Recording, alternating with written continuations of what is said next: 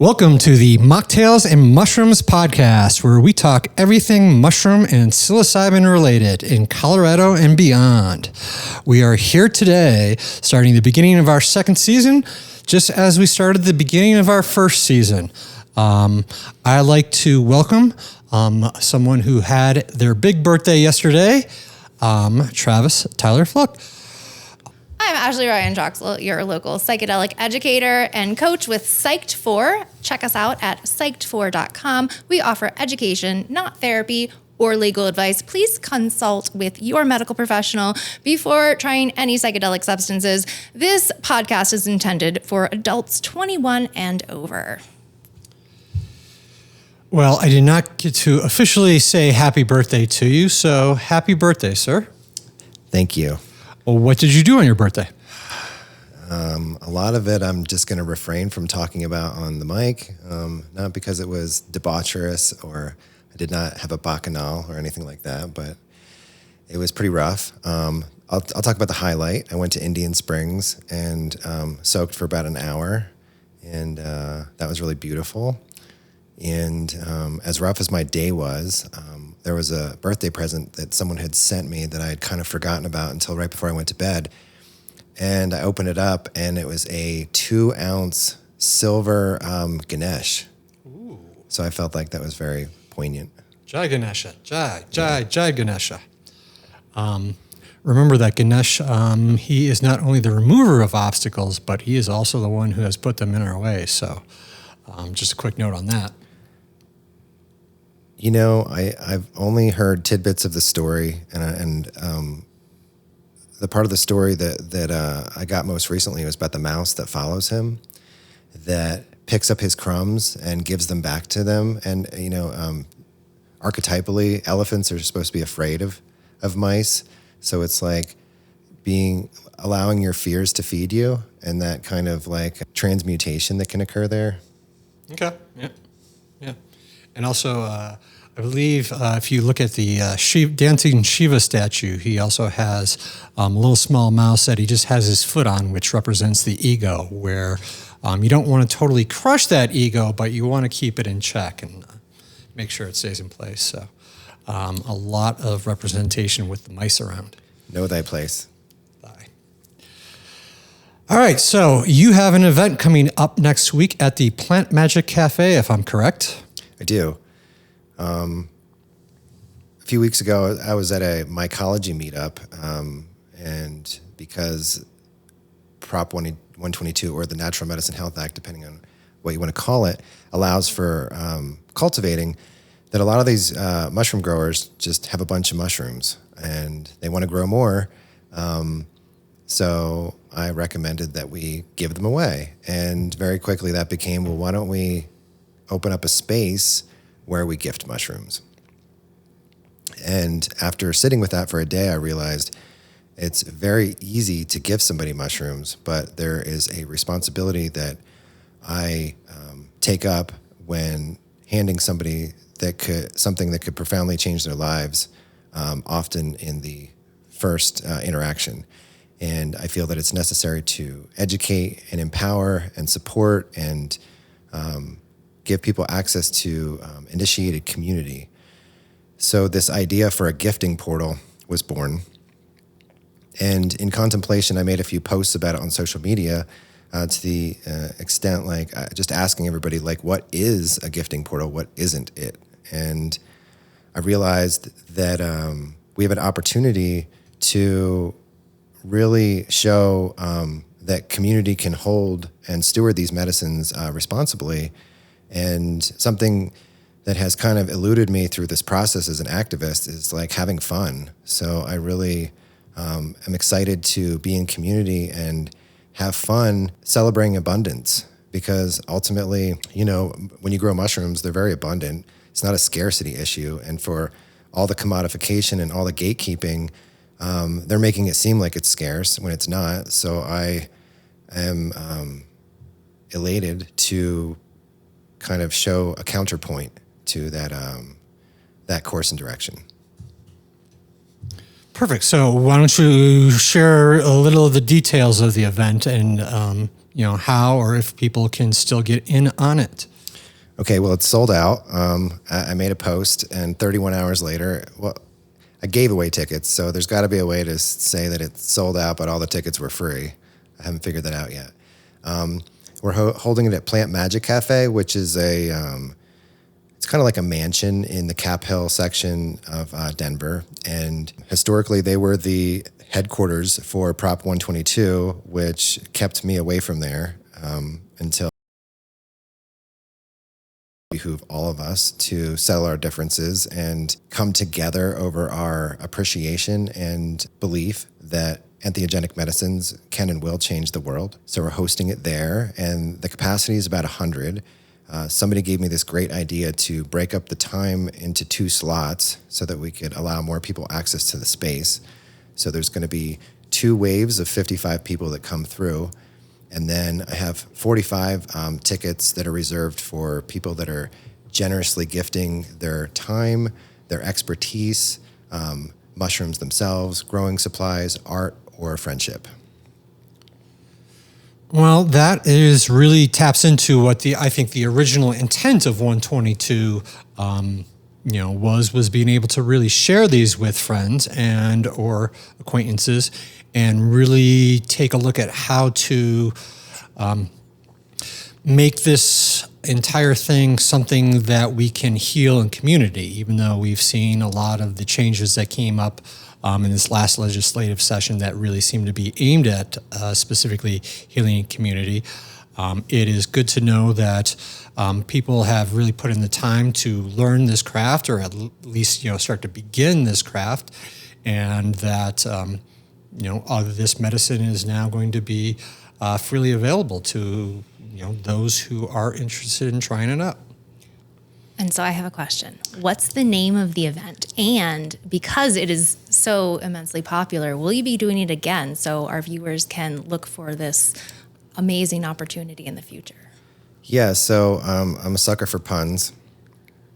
I called the event "There's So Mushroom for All of Us," really in reflection to the abundance and the accessibility of the mushroom as a folk medicine if we support it in that way. And I knew right away that I was going to iterate this. So I have plans in 2 more months at the end of February to do this again in a much larger venue, really taking into consideration how this event kind of goes, and in the moment, in real time, figuring out how we can do it better. Awesome. So I have a follow-up question in case our viewers aren't familiar with what's going on in Oregon and what these healing centers are going to look like. How is this model different than the regulated access model that we're going to see, I'm hearing, in 2024 now? Well, the way that I kind of see the regulated access model is that there is a gate, and there is a perpetuation of this concept of what I'll call infantilizing, or saying that people can't come to this medicine on their own, that they need to only be able to access it through some sort of supervised space, and that there's some authority present. There's some sort of training or some sort of education that doesn't always come with initiation, that implies that there is a competency in being able to work with these medicines. I like to say the mushroom's been working with me for 28 years.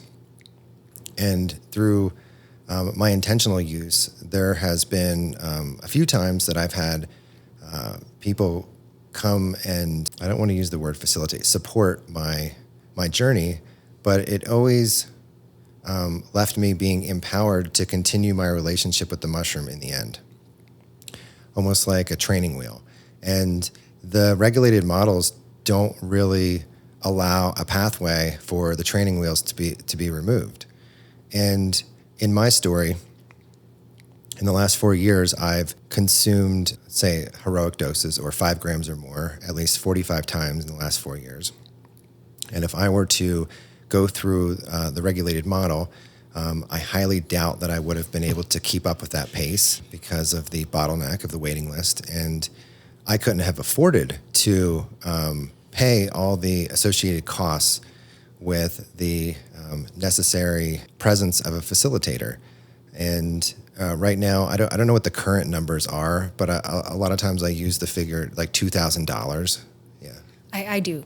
So if we're looking at Eugene Healing Center, I believe it's called, in Oregon, their costs for, I think it's like a 3 or 4 gram journey, starts at $3,000, one microdose session.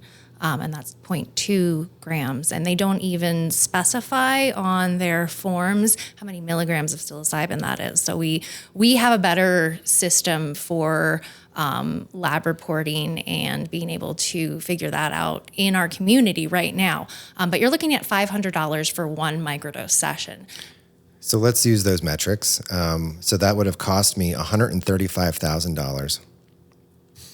Jeez. So, and instead, it cost me... Which isn't much with inflation nowadays, honestly. Right, and instead it cost me $84 to grow the mushrooms myself. And I mean, there's still like a community cost. Like, people still supported me in my journey, gave me their time and attention, you know, so we'll acknowledge those costs, but like actual money that was put out, you know, so we're talking about $84 versus $135,000. So I think that it's beyond drastic, and that's a metric that I go with. And then, you know, because the laws are allowing me to be a lot more visible than I've been, the last 4 years I've supported people on over 100 journeys with the medicine. So I've saved my community. Oh, and I've never asked for any money for it. I got a donation once for $350. So if you take 100 times 3,000, I've saved my community $300,000. And I think there's really something to be contemplated there.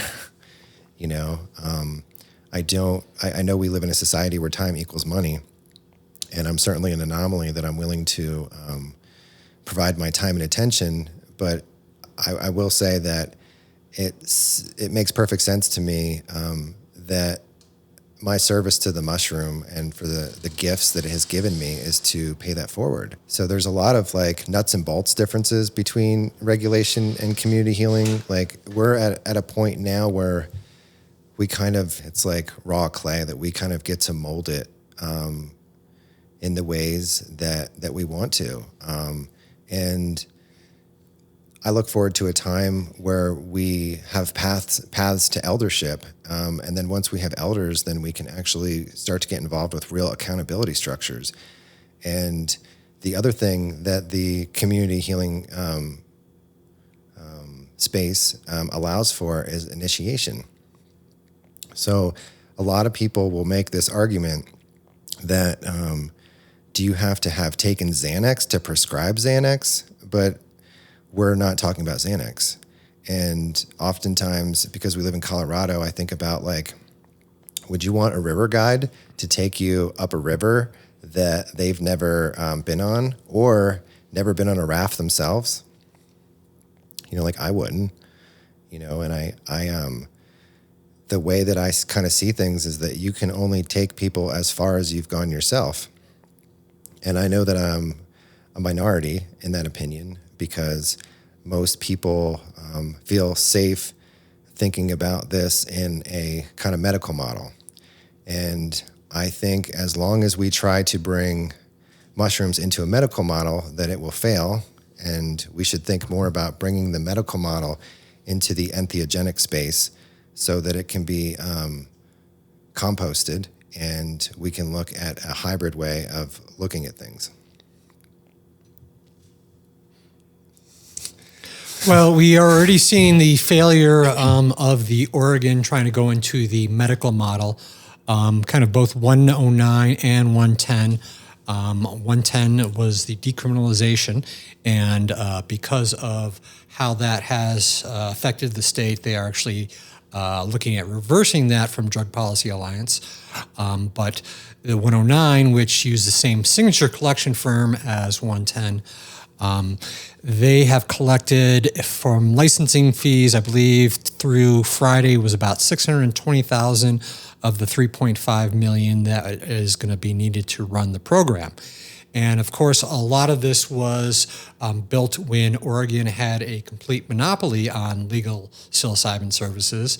And as we recently have just seen a big ad in the New Yorker, everyone seems to be moving in the space. It's also really becoming a big wake-up call for anyone who's planning on building a huge warehouse to make a ton of money off growing mushrooms here in Colorado, that is probably not going to be feasible from a financial perspective. I would certainly not want warehouse mushrooms. Just saying. Yeah. So what I'm hearing a lot is this dysfunctional Oregon system. Does it seem like we're replicating it? How do you feel about the policies that we're looking at right now after 122 passed? Most of the information that I get about the meetings is by way of you guys. Okay. I'm completely content to just not tune in to what's happening there, because I think there's only 2 people out of the 15 that are making decisions from a place of direct experience of working with the mushroom. So like, what can come of that? How much intelligence can come out of that space? And with the way that the federal laws are positioned, it's really difficult to create economy around this stuff.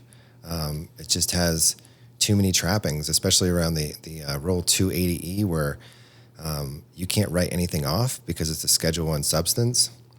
So I think that I'm assuming they're going to just do the best they can with what they have, and hopefully too much personal interest doesn't get in the way. But I don't see it being able to thrive in the means and ways that they have like touted it to be able to. I just think it's like it's a folk medicine, and we're trying to put it into this contrived colonial way of like handling it, and I don't see it like thriving. Yeah, I mean, we have evidence of that with our current medical system. We can all see that as a complete failure. And so replicating this, especially when we know Oregon already required, $6 million bailout to continue? That's for 2 years. But yes, I believe they requested the $6 million, but only received the $3 million for the first year, and have pushed off the decision on the funding next year until next year. The commentary that I saw come out of that is like, why would we subsidize services for the rich? You know, one of the pillars that the Oregon model was like, what they ran the campaign on was affordability. And I think they've changed that pillar to quality, you know, and they really overextended themselves by campaigning on the fact that the Oregon taxpayers would not have to foot the bill for this. And much like what happened here in Colorado, a lot of the promises that the campaign made can't be kept. Fortunately, in Colorado, a lot of the campaign promises are going to have to be kept by the community. You know, they spent over $1 million leveraging the plight of veterans to pass this initiative. Quick correction on that. Actually, I've been doing some research in the past couple of weeks, and I believe the total signature collection cost was 2.3. What about the actual ads that like ran on YouTube? I'm not sure on the ads. It was just for the signature collection firm. So I think there was $1 million in just ads. So we can actually put that all together, and we could say they spent $3 million creating this narrative that if you pass this law that you're going to help veterans. But the equity that they spoke so highly of, it can't actually be achieved unless there's enough resources spilling out of the cup, and that's just not going to happen. So that responsibility, if we choose to take it up, and we are, falls on the community, on the personal use side of that, to provide access and resources to veterans. One of the things that I learned through, we'll call it anti-campaigning, is that they did the same thing in cannabis. they took the story of the veteran and pulled on people's heartstrings. And then now if you look at medical cannabis, they just keep chopping away at it. And I found out that at one point there were 30,000 medical cannabis patients in Colorado, and now we're down to 7,000. And they keep pushing people into the regulated market so that they can make more money off of them. And so this is already a blueprint that was provided by cannabis, and something that we spoke to during the mushroom campaign, but it just fell on deaf ears to the response, don't let perfect be the enemy of good. Oh, that was a line that we heard a lot. That we will fix it later. We will fix it later. Sounds like Prop HH. So with Oregon, we know that the Healing Advocacy Fund has really been pushing again for a very extensive data collection, and where there was original presentation that people could opt out as far as those who were going through the psilocybin experience. It seems that Healing Advocacy Fund has updated their stance on that. Even though the data associated with each individual will not actually have that person's specific name, social security, et cetera, but that nobody can actually opt out of giving that data.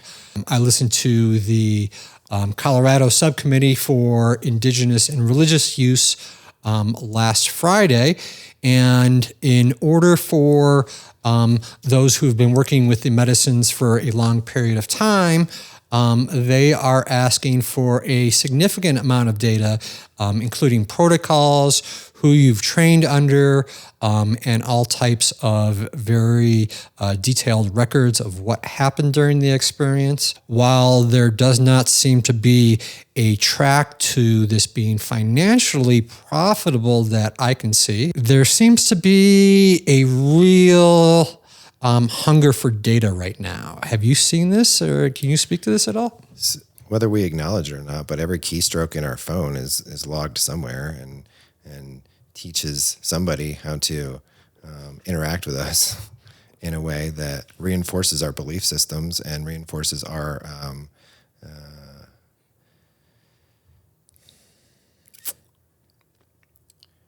choices.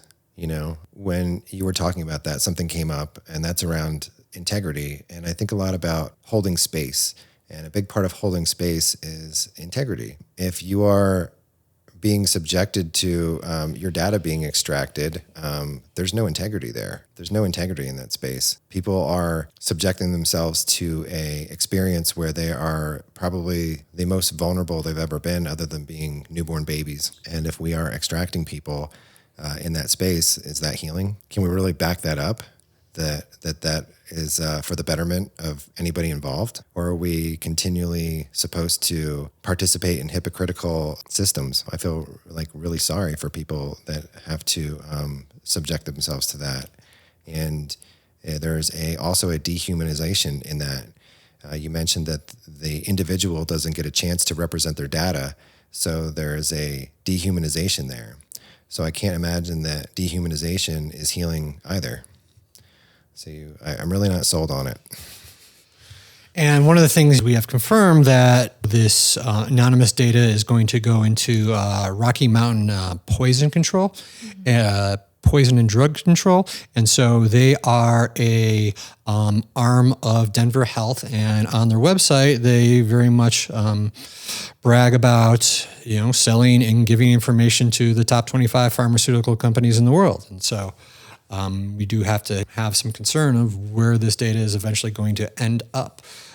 Something to note as we go into next session, but I remember it was in the House where a floor amendment was added very much the last minute, just to share all this data with the quote unquote relevant agencies. And so we do know that there is going to be a pretty big absorption of data through various places in the state, but have not really seen whether or not that is going to include the provider data, those who are actually guiding these experiences, for lack of a better word. But in order for that data to be relevant, it is probably a safe assumption that it will.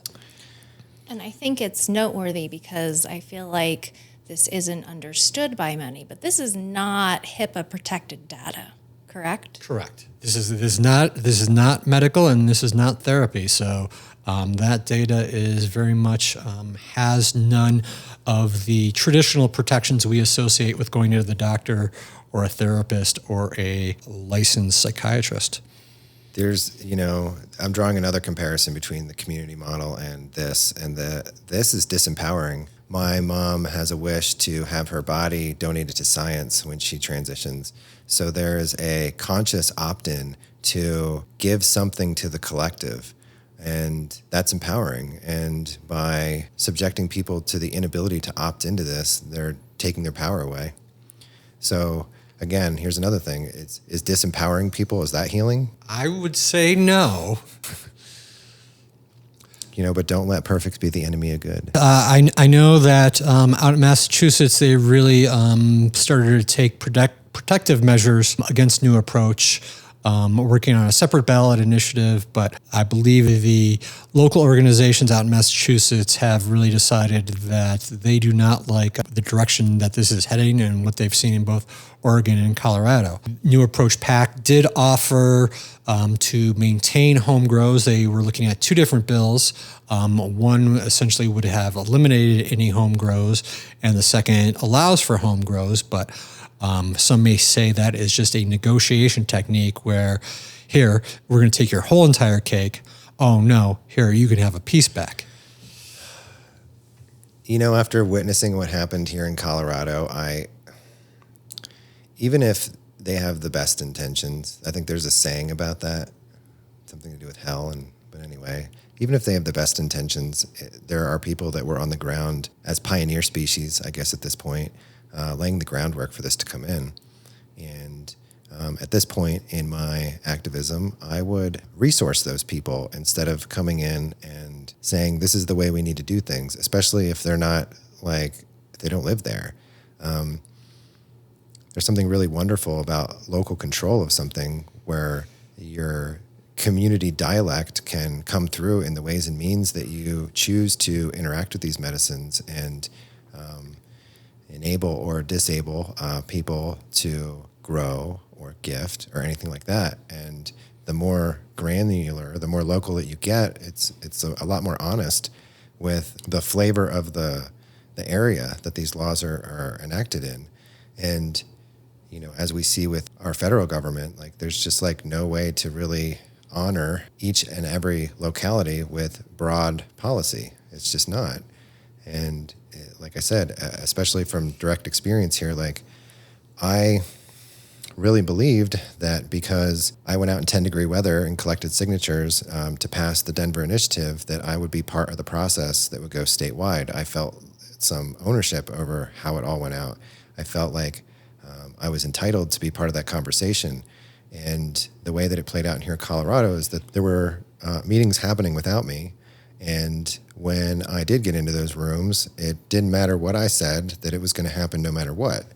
And that was one of the shittiest things for me to ever have to experience, and it's just, it's now part of the playbook.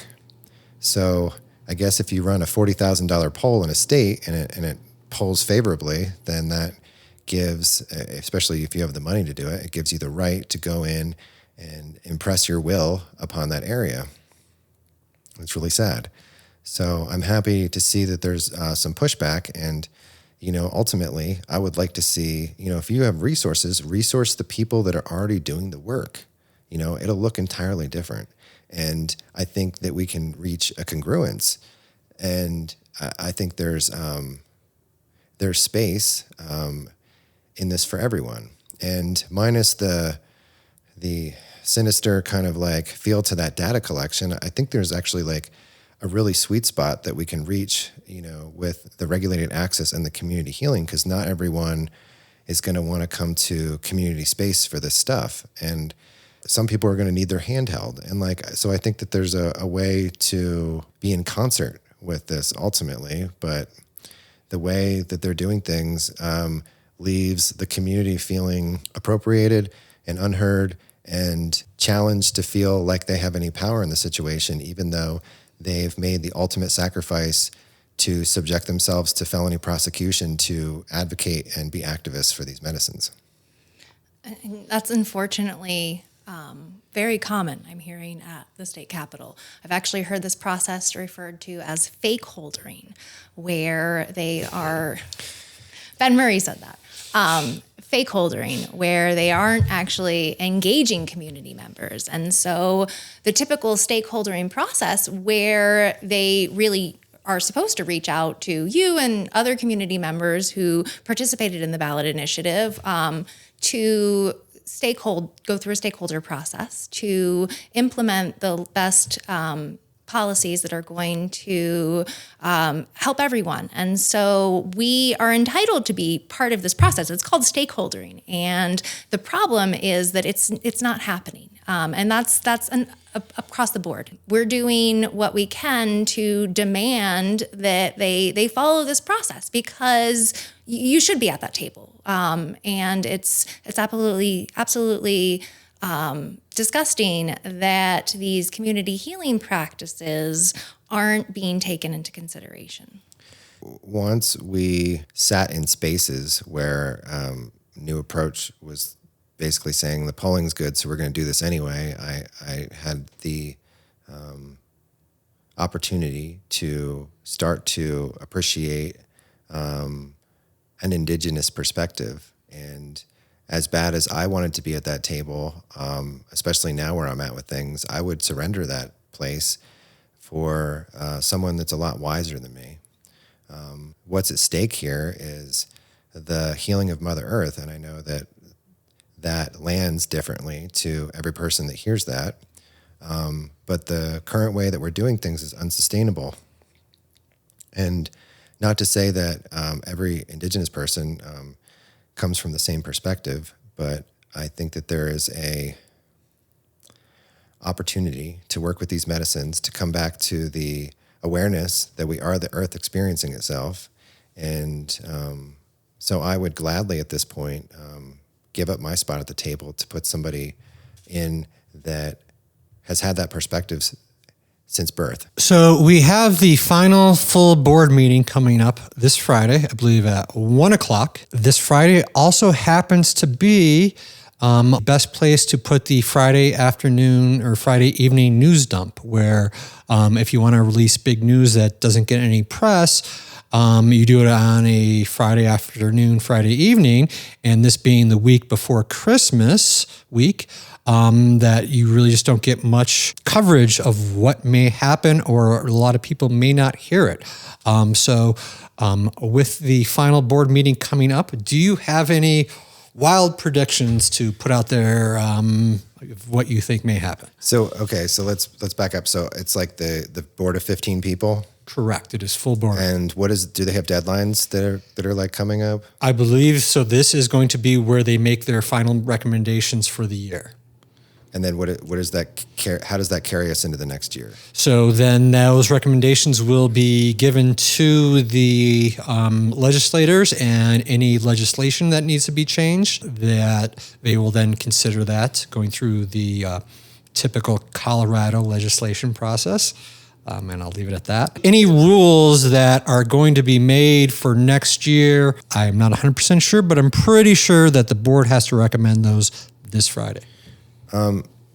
Because I haven't been following it, I think some of the most challenging things that they could do are to define things that are already happening in community in such a way that recriminalizes things. We have these terms like facilitator, right? And if they make the net wide enough with defining facilitator, they automatically recriminalize a lot of people that in the last year, because things were undefined, have been operating and learning and supporting their communities. And I do realize that if the licenses aren't sold, that unless it's subsidized, then it can't perpetuate itself. So I would hate to think that they make a lot of decisions that will motivate people to get licensed that's not the most intelligent way for them to be doing the work. So yeah, like I said, I just haven't been following this stuff. It just doesn't, after the campaign, it just didn't interest me anymore, because it wasn't like 15 people that were like, who I would think are elders in the plant medicine space were making decisions around this stuff. I just couldn't see much intelligent policy coming out of it. And I think a lot about the poem about the 6 blind men that go visit an elephant. And just to like paraphrase and move through it very quickly, there's one that reaches out and feels a long handle and a brush at the end. So he says, oh, this must be a paintbrush. And there's one that reaches out and puts his arms around what he feels to be a trunk, and it goes all the way to the ground, which is obviously the leg for anybody with sight, but says, oh, this is a tree.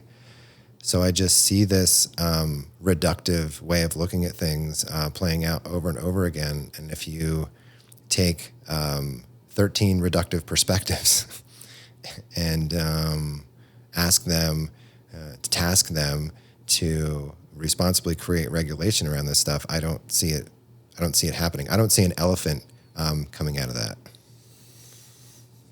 No, probably not. But it's interesting, and it certainly is not the easiest thing to follow all these meetings. Certainly, before, as the campaign was going through, I started listening to some of those Oregon meetings, and it was almost as if they were intentionally making them unlistenable by making them completely boring so that nobody would actually track. And unfortunately, on the Colorado government website for natural medicines now, I don't believe they've updated any of the summaries for any of the meetings since March. And so I'm not sure what's happening there. No, and that's a big difference between Colorado and Oregon. In Oregon, the committee meetings are on the website, available to the public. You can listen to those later on. In Colorado, if you want to catch the meeting, you actually have to register in advance, and you can only attend the meeting when it's happening. And so I think that's a really big conflict for many people to access the meetings. Has somebody been recording them? Somebody might have been. Somebody has, and we've recorded a few, but they are extensive and long, and but certainly you can find some of the main meetings on at Psyched4 on YouTube. So be sure to check that out. Thank you for that. One of the things that came up when we were talking about it is that the decision that Oregon made not to grow cubensis on manure. And I don't know if you know this, but that's where they grow in nature. So if you aren't growing them on nature, how is it natural? How is it a natural medicine if you're not growing it on the food, on the substrate that it evolved or co-evolved with? So how do they grow them? Well, there's other things you can feed them. Cocoa coir being one of them. They're very adaptive. They're composters. But I just see it being a natural. Yeah. Like you don't find them out in nature eating cocoa coir. They have just learned how to eat it as a food source because it didn't have the manure available to it. So all this, like I'm always challenging people to requalify words because, words like natural, words like medicine are so just co-opted. We talk about Lipitor and ayahuasca in the same scope. And these words are so muddy. And I think we really need to qualify what we're talking about more and end up in more nuanced place. And that goes for so many things. You can't even have an intelligent conversation these days because everybody goes to the black or white, and I'm telling them like, there's more gray than there is black and white. But yeah, I just like these are the things that I kind of rip on internally. Like, how can you call it a natural medicine if you're not growing it in the natural setting or the natural food that it has in nature? Well, and the original legal definition of natural medicines did not actually say that it had to be grown naturally. And we know when they went through the changing of the law, they identified that you could not produce synthetics. So when we were voting for the Natural Medicine Health Act, that actually did include synthetic versions of all those substances. I mean, yeah, it's a word game. It is. Have you heard of informational therapy yet? No. No. So this is a term that is very, you can't really find it on the internet very much, but the Natural Medicine Advisory Board has come up with it to define people who are providing harm reduction, education, etc. And so I have a prediction that informational therapy will be defined as offering education about natural medicine. And if you are offering natural medicine education without a license, that becomes a crime. You are violating that. I actually had to go to ChatGPT to, kind of figure out what informational therapy was because I could not find an instance that really defined it anywhere on the entire Google machine. So why wouldn't we be protected by like the Good Samaritan Act? Well, it certainly does run up against some constitutional questions. But as a very highly qualified constitutional lawyer told us, you can't prevent legislators from passing unconstitutional laws. You just have to fight them. Yeah, I mean, I'm game, but at the same time, I'm also like into the word game. So I, when contemplating what happens when you define what integration is, we rip on that and we say, well, now we call it peak experience assessment and demonstration of insight. Integration's so 2023. But we all need to be on the same page talking about the same thing, and then it gets lost. And so we should be able to use the word integration, and we should be able to offer facilitation and guidance and all of these things without having to play this legal word game of am I or am I not facilitating without a license now? Minus the word should, the machine, that's what the machine does though. It just co-ops. And I witnessed that during the campaign process, when we were saying decrim first is what we wanted, which means that we decriminalize it and then pass no legislation until we allow that to see what it does and see where its blind spots are, see where it's doing well. And because the advisory board was going to meet for 2 years, the campaign co-opted decrim first and said, look, it is decrim first, but that really wasn't what we were talking about. And that just was very challenging. So yeah, we need to get on board with the kind of outpacing them in the way that we are thinking about and creating support models. And really recognizing that even in the word integration, there's a movement implied, and we can completely change the philosophy of what that looks like and then outpace them, I believe. Yeah, and that's why I love this event and this model. Can you tell us a little bit more about the resources that people will get who are attending will be getting? So there's a 150-page psilocybin 101 guide that I use as my source material for all the classes I teach, and it's open source, and it's a living document. So a friend of mine who runs tripsitters.org put it together after talking to thousands of people all over the world about mushrooms.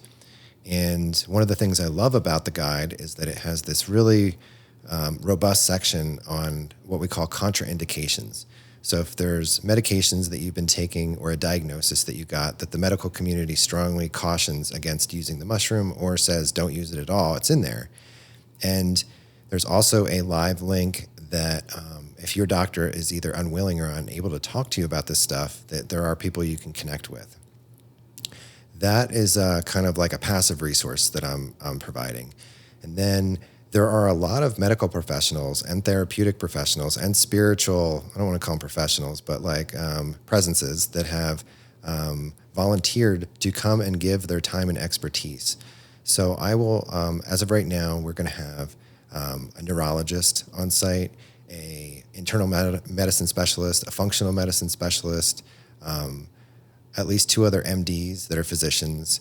You're going to have a doctor of psychology, a doctor of somatics, an EMT, a nutritionist, I don't know if I said that, and at least 1 leader of a mushroom church. So it's really appreciating that people need resources in this space, and I don't know if they're going to reach to them. I'm allowing this space to be emergent. I'm going to constantly be directing people to these resources, but you can only, you can take a horse to water, but you can't make them drink. But I feel like if we're going to do this successfully, then we need to cover all the bases that the regulated model is supposed to be covering, and provide it in a context of mutual aid. And that is essentially people getting together to meet each other's needs, realizing that the systems that we depend in are not meeting our needs. So the people that are coming into this space are coming completely from a gift perspective, a non-transactional perspective, with the desire to create resilient communities. And so just to clarify, this is absolutely free. Absolutely free. Absolutely free. Yep. And while I believe the word is at capacity, not sold out. At capacity, yes. Since this event is at capacity, if someone is interested in learning if the next event goes off and wants to make sure that they are able to reserve their place in line for that, how will they find more information?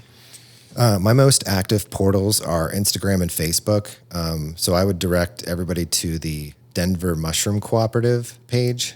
I'm pretty communicative on that as far as like when these events are going to happen or giving a time frame.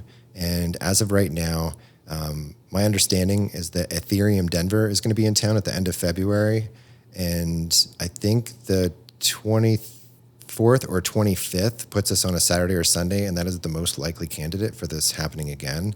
And as soon as I know when Ethereum is coming to town, I'm actually speaking to some of the organizers of the conference, and then we're going to collaborate on a confluential space. Those are big words. Perfect. And so I still have my predictions for the final board meeting. One, I think we are going to see two of the major board members offer their, for lack of a better word, intention to move forward with other projects and spend more time with their families next year. And so I think we're going to see some major changes at the top. And because of my inability to see any way that this is ever financially viable, I actually went back this morning and I listened to a policy talk from Ian Sieb, who is the Governor Polis's advisor. And he was talking about, how he was very happy around prioritizing Iboga. And so it certainly would not surprise me at all if for the final board meeting that is actually pushed through. Interesting enough, right after he mentioned that, he then thanked one of his mentors, who I forget the gentleman's name, but he was one of the creators of Drug Policy Alliance, which ran the decrim bill out in Oregon that is now being reversed because the opioid addiction rates actually had gone up and they were not able to really get the harm reduction in place. Don't they know there was a pandemic that happened in between? There are a lot of things happening, but we certainly here in Denver have seen just a massive increase in overdose deaths over the past couple of months, and I know that people are starting to take notice around that. Well, we're not looking at the culture of use. We're demonizing the substance, and as long as we do that, people are just going to continue to be sacrificial lambs to the puritanical perspective that says that we can't legalize these things because then that means that we're condoning it.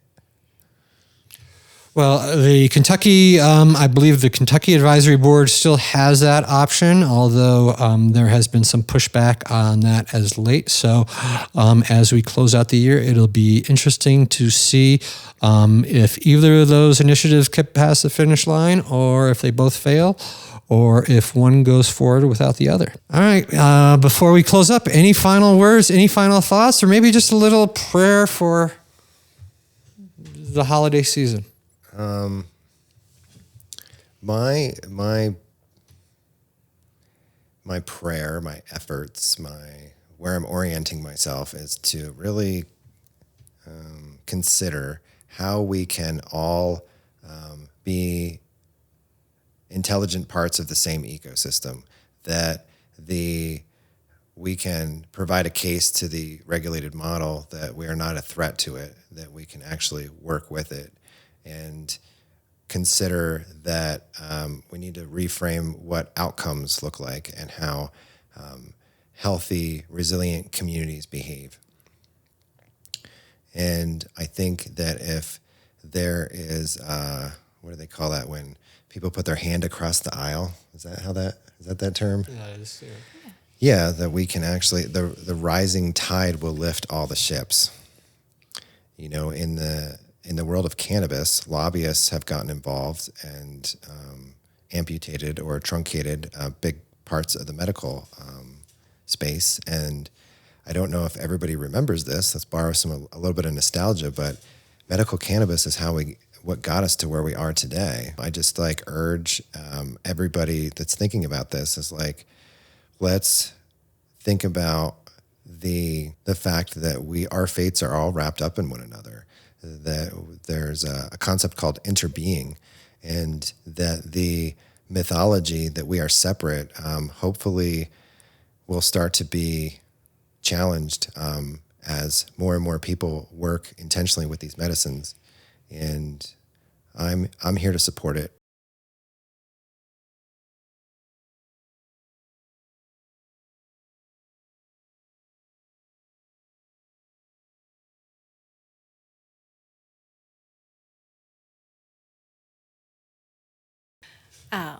I am excited to see what happens next.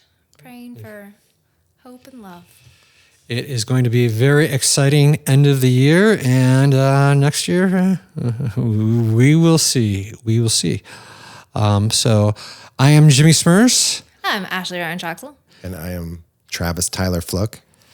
And this has been the Mocktails and Mushrooms podcast. So you can find more at psyched4.com or mocktailsandmushrooms.com.